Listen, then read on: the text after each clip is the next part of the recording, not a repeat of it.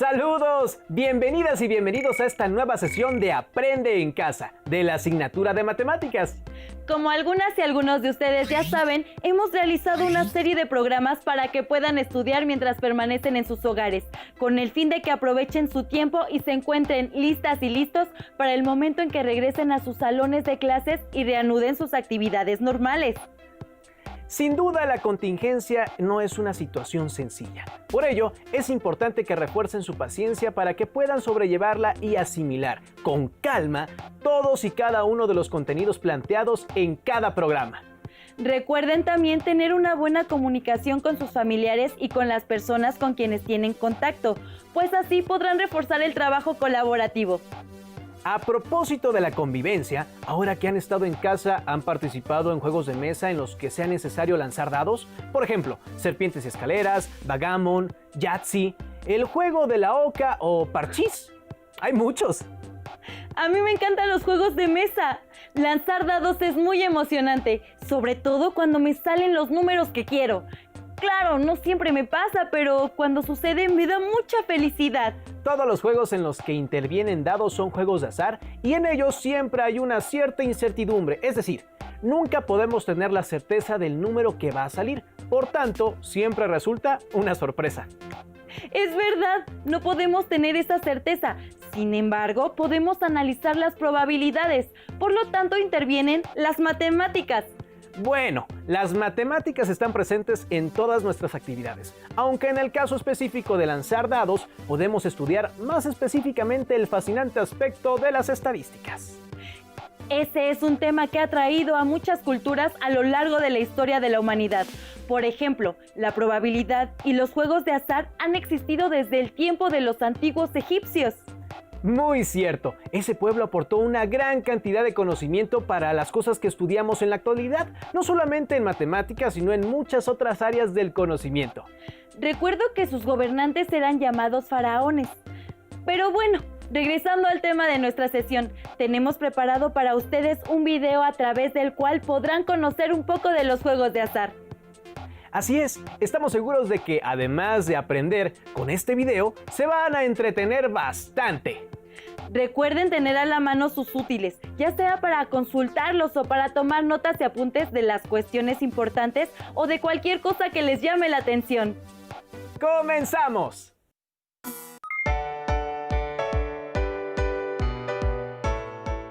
Hola Mateo, ¿qué haces? Vine a comprar el dado que nos pidieron para matemáticas. ¡Cierto! Mañana vamos a estudiar los juegos de azar. Se han encontrado pinturas en las tumbas de los faraones egipcios que muestran juegos de azar con tableros. Las antiguas civilizaciones no usaban dados para los juegos de azar. En su lugar, utilizaban un hueso extraído del talón de ovejas, ciervos o caballos, al que llamaban astrágalo, talus o taba. Su forma desigual servía para distinguir la puntuación sin necesidad de numerar. En la antigua Grecia, los juegos que usaban estos huesos se llamaban taba o tabas. El nombre del hueso astrágalo se debe a que el célebre escultor griego Policleto realizó una de sus obras más renombradas en honor a la Astrogolizonta, es decir, la jugadora de tabas. Con el tiempo, los astrágalos se fueron puliendo para que cada lado tuviera una misma forma. Se escribía en cada una de sus caras un valor, normalmente perforándolo. Así, durante la época de los romanos, surgieron los primeros dados. A partir de entonces, los juegos con dados fueron muy practicados en Europa, desde los tiempos del Imperio Romano hasta el Renacimiento. Uno de los juegos más populares se llamaba hazard, una palabra que en inglés y francés significa riesgo, y que fue introducida en Europa con la Tercera Cruzada. En la sociedad francesa de 1650, el grado de sofisticación de los juegos de dados era tan grande que los jugadores tenían dificultades para calcular la probabilidad de ganar. Fue entonces que un apasionado jugador, el caballero de Mer, le pidió ayuda al filósofo y matemático Blaise Pascal. Pascal sostuvo discusiones sobre el tema de la probabilidad con algunos de los más célebres matemáticos de la época, como lo fue Pierre de Fermat. A partir de esta correspondencia, Christian Huygens se propuso determinar la probabilidad de ganar en un juego, abordando el problema con un método más científico. Como producto de sus investigaciones, en 1657 publicó el primer libro sobre probabilidad. Dada la popularidad de los juegos de azar en toda Europa durante el siglo XVIII, la probabilidad tuvo un gran desarrollo. Grandes matemáticos como Bernoulli, Gauss y Laplace dedicaron libros acerca de este tema. Pero no creas que la probabilidad se aplicó únicamente a los juegos de azar. También ayudó a explicar diversos fenómenos científicos. A mediados del siglo XIX, el fraile agustino Gregor Mendel presentó sus estudios sobre herencia y genética en las plantas que cultivaba en su monasterio.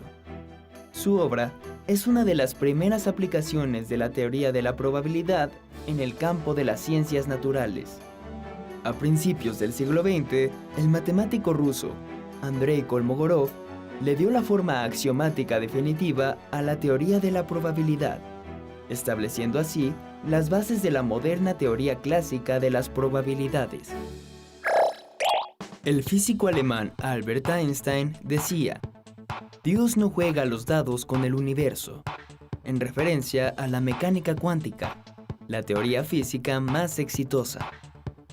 Y es cierto, porque la probabilidad que se usa en la mecánica cuántica no es la probabilidad clásica que se emplea en los juegos de azar. Se trata del primer ejemplo, históricamente hablando, de una teoría de probabilidad que no es clásica. Ya es tarde y yo todavía no voy por mi dado. Córrele para que acabes temprano con la tarea. Nos vemos mañana en la escuela, Mateo. Adiós, Emma, nos vemos mañana. No cabe duda de que los juegos de azar reflejan un aspecto importante de nuestra civilización, y es que hay uno para cada tipo de personalidad, y además de entretenernos, podemos estudiarlos desde un punto de vista científico, como ya lo vimos. Existen diferentes juegos de azar, no solo los juegos con dados. Por ejemplo, hay algunos muy complejos como la lotería y otros muy sencillos como lanzar un volado. Claro, ¿quién no ha ganado una apuesta mediante un volado? Pero, ¿por qué gana una persona? ¿Hay alguien que sea mejor que los demás en los volados? ¿Ganar en un volado es una cuestión de práctica? Pues en realidad los podemos practicar muchas veces y para ganar no se trata de ser mejores, sino de comprender mejor el concepto de frecuencia. Exactamente. ¿Qué les parece si ahora vemos una cápsula sobre este y otros juegos de azar? Pongan mucha atención y después del video seguimos platicando. ¡Adelante! Águila Sol. Sol, Cayó Águila, te voy ganando 3 de 5. quisiera saber cómo es que me ganas. Pues no hay una manera precisa ni completamente segura, pero podemos darnos cuenta si calculamos la probabilidad de los volados. A ver. Va. Águila Sol. El azar se encuentra en aquellos sucesos que no son predecibles. No se puede conocer ni calcular con certeza sus resultados. Como ejemplos tenemos los siguientes: volados, dados, quiniela, lotería. El azar no nos permite decir lo que ocurrirá, pero sí tener una idea de todas las posibles respuestas que puede haber ante un suceso. A pesar de que el jugador tenga experiencia en determinado juego, no por eso tiene garantizado ganar. Sin embargo, los matemáticos, en su intento por predecir el azar, desarrollaron y conceptualizaron lo que hoy conocemos como probabilidad. La probabilidad es un cálculo matemático que nos permite conocer la posibilidad de que suceda o no suceda algo en una situación de azar y se representa como fracción, número decimal o tanto por ciento. Si la probabilidad se acerca a 100%, quiere decir que es muy probable que ocurra el suceso. Y si se acerca al 0%, quiere decir que casi es improbable que suceda. Sin embargo, recordemos que todo puede pasar. No se garantiza ningún resultado. Hagamos un ejercicio para comprobar lo mencionado. Si lanzamos una moneda al aire, ¿qué probabilidad hay de obtener sol o águila?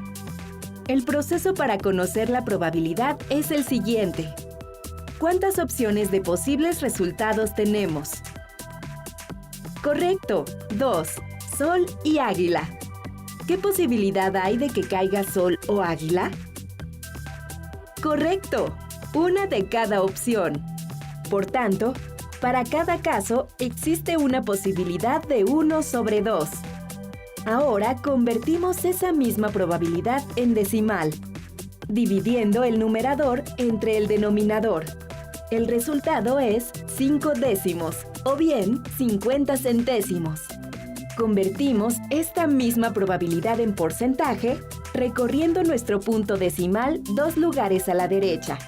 Y tenemos que existe un 50% de probabilidad de obtener tanto sol como águila. ¡Es tu turno! Lancemos un dado. ¿Qué probabilidad hay de obtener el número 5? Calculemos. ¿Cuántas opciones de posibles resultados tenemos? Correcto, 6. ¿Qué posibilidad hay de que caiga el número 5? Correcto, una opción. Por tanto, para cada caso, existe una posibilidad de 1/6. Ahora convertimos esa misma probabilidad en decimal. Dividimos el numerador entre el denominador y el resultado que obtenemos es 166 milésimos. Convertimos esta misma probabilidad en porcentaje, recorriendo nuestro punto decimal 2 lugares a la derecha. Así, tenemos que existe 16.6% de probabilidad de obtener 5 al lanzar un dado. En otras palabras, al tirar un dado, se tendrían menos probabilidades de ganar en comparación con los volados, pues aquí se tiene una entre 6 posibilidades o 16.6%, mientras que en los volados es del 50%. Y si la pregunta fuera, ¿qué probabilidad hay de obtener un número diferente a 5? ¿Apostarías? Por supuesto, pues el porcentaje de probabilidad aumentaría, rebasando el 50%. ¿Cómo calcularías la probabilidad de que caiga un número distinto de 5? 4 de 5. ¿Quieres la revancha? Sí, pero ahora juguemos con el dado. De acuerdo. Entonces, de acuerdo con lo que vimos en el video, ¿ninguna persona es mejor que otra en los juegos de azar? Así es. ¡Qué bueno que pudimos comprender mejor cómo funciona esta dinámica! Sin embargo, podemos saber qué tanta oportunidad tenemos de ganar o de perder. ¿Cómo? Pues calculando las probabilidades frecuenciales de un evento. ¡Ah! ¡Eso me interesa! ¿Quieres saber cómo podemos calcular dichas probabilidades? ¡Claro que sí! Y ustedes, bueno, veamos el siguiente video con mucha atención. La clase sobre probabilidad fue muy interesante. Nunca pensé que las matemáticas sirvieran para estudiar los juegos de azar, y menos que con ella pudiéramos calcular los resultados de esos juegos, mediante la probabilidad frecuencial. Pero, ¿cómo podemos obtener la probabilidad frecuencial? La probabilidad frecuencial es la frecuencia relativa que se espera que tenga un evento cuando se llevan a cabo una gran cantidad de ensayos. Mientras más veces se repita el experimento, su frecuencia relativa se aproximará más al valor de su probabilidad. La probabilidad frecuencial se basa en las veces que ocurre un evento. Es decir, la probabilidad frecuencial del evento se aproxima a su frecuencia relativa, la cual se obtiene al dividir los resultados favorables entre el número de veces en las que se realizó el experimento. Este resultado puede expresarse en fracción o decimal. Se puede decir que la probabilidad frecuencial es la comparación entre las veces que un resultado es favorable y las veces que se llevan a cabo los ensayos. El valor máximo de la frecuencia relativa es 1. En un volado, ¿cuál es la probabilidad frecuencial de obtener águila o sol?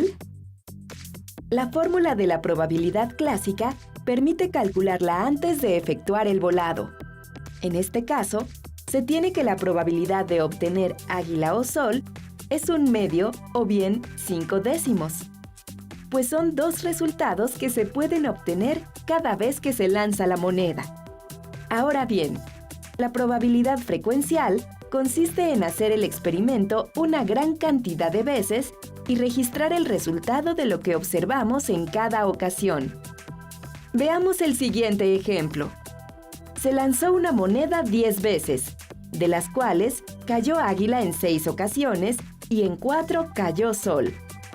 Para calcular la probabilidad frecuencial de las veces que cayó águila, se divide el número de veces que cayó entre el número de veces que se realizó el volado, de donde se obtienen 6 décimos.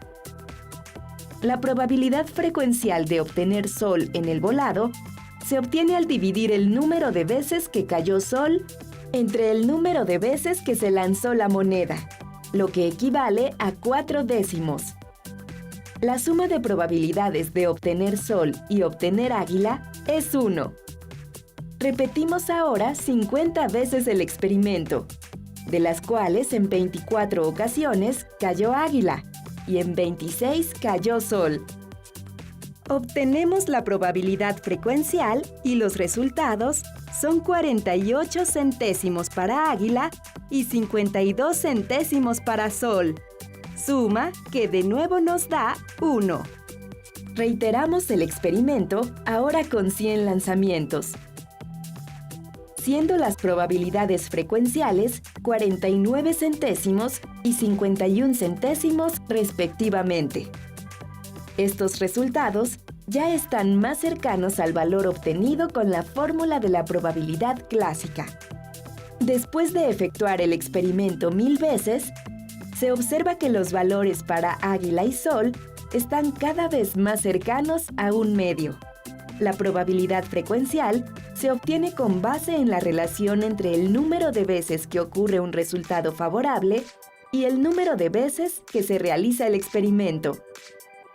Podemos concluir que la probabilidad frecuencial se obtiene al hacer el experimento que se desea estudiar.